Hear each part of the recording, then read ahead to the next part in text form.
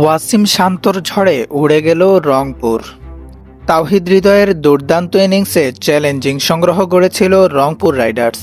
তবে নাজমুল হোসেন শান্ত ও মোহাম্মদ ওয়াসিমের 50-তে সহজেই সেটা পেরিয়ে গেছে রাজশাহী ওয়ারিয়র্স। এই জয়ে 10 পয়েন্ট নিয়ে সিলেট ও রংপুরকে টপকে টেবিলের 2-এ উঠে এসেছে রাজশাহী। সিলেটে টস হেরে আগে ব্যাট করতে নেমে নির্ধারিত 20 ওভারে 4 উইকেটে 178 রান তোলে রংপুর রাইডার্স।